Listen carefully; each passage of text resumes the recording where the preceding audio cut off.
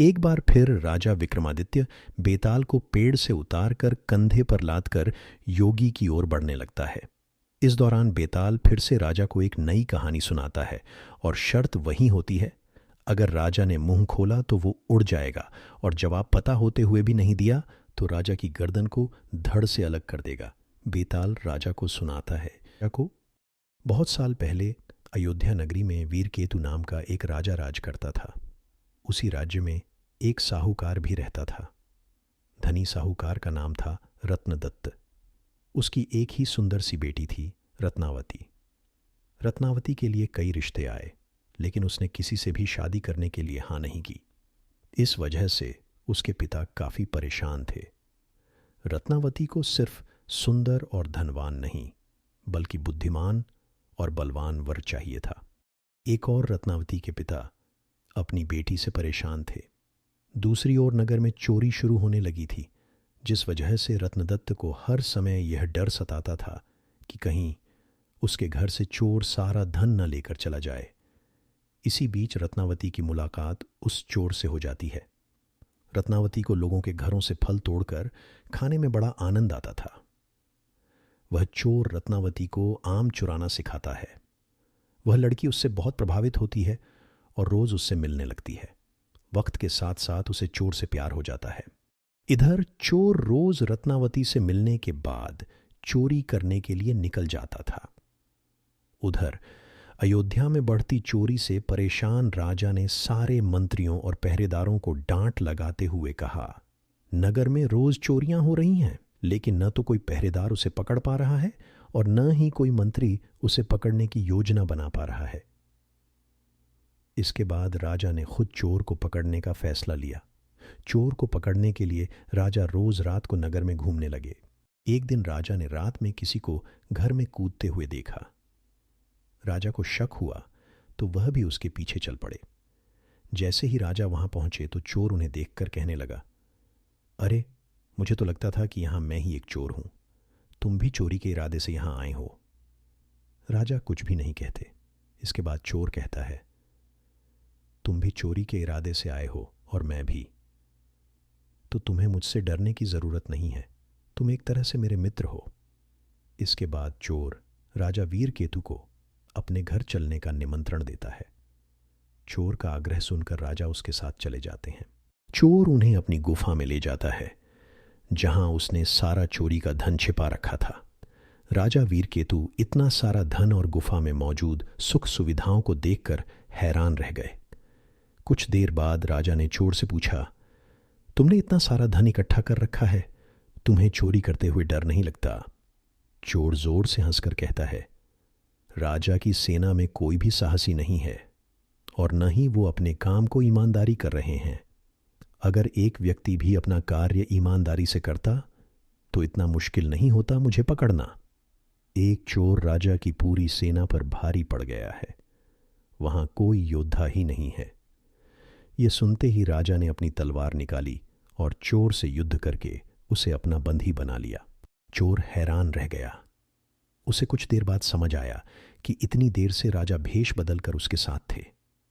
राजा वीरकेतु उसे अपने साथ राजमहल ले जाते हैं और फांसी पर चढ़ाने की सजा सुना देते हैं। जैसे ही इस बात का ऐलान होता है कि चोर पकड़ा गया और उसे फांसी होने वाली है, तो रत्नावती परेशान हो जाती है। उसे पता चल गया था कि राज्य में जो चोरी कर रहा था वही उसे आम चुराना सिखाता था।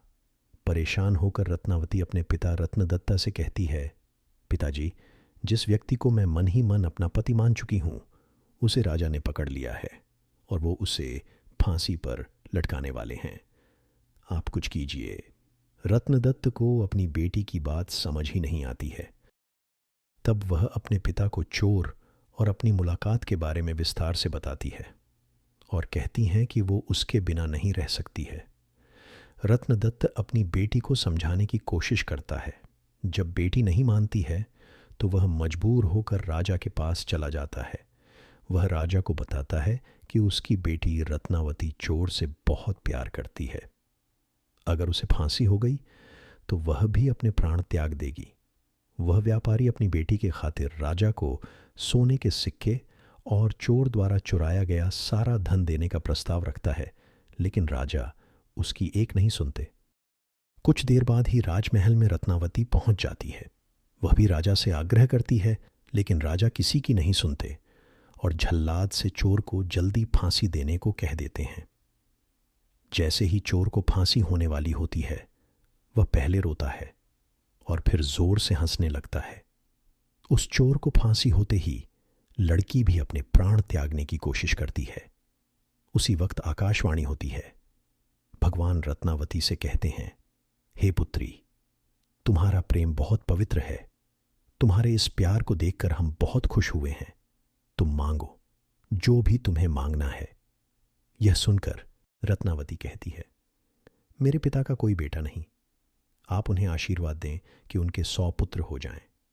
एक बार फिर आकाशवाणी होती है, ऐसा ही होगा, लेकिन तुम कुछ और भी वरदान मांग सकती हो। फिर रत्नावती कहती है, मैं उस चोर से बेहद प्यार करती हूं।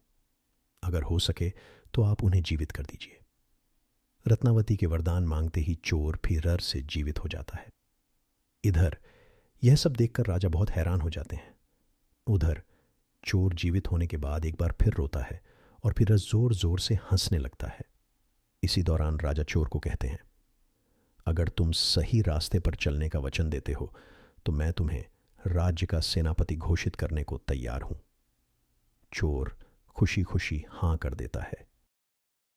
इतनी कहानी सुनाते ही बेताल चुप हो जाता है। फिर विक्रमादित्य से पूछता है, हे राजन, बताओ वह चोर फांसी चढ़ते समय और जीवित होने के बाद क्यों पहले रोया और फिर हंसने लगा? राजा ने जवाब दिया, सुन बेताल, चोर को दुख इस बात का हुआ कि उसने जीवन में सिर्फ चोरी ही की, इसके बाद भी इतनी सुंदर लड़की उसके लिए मरने के लिए तैयार है।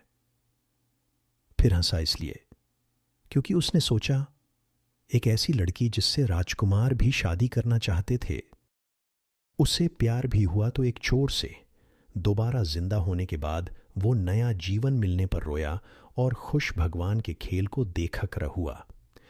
एक बार फिर सही जवाब मिलने के बाद बेताल उड़कर पेड़ से जा लटका।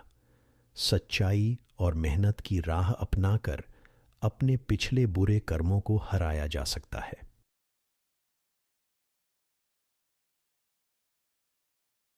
कहानी से सीख।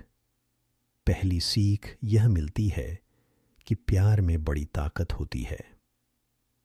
दूसरी सीख यह है कि जीवन में सही व्यक्ति को चुनने से कई परेशानियों से बचा जा सकता है।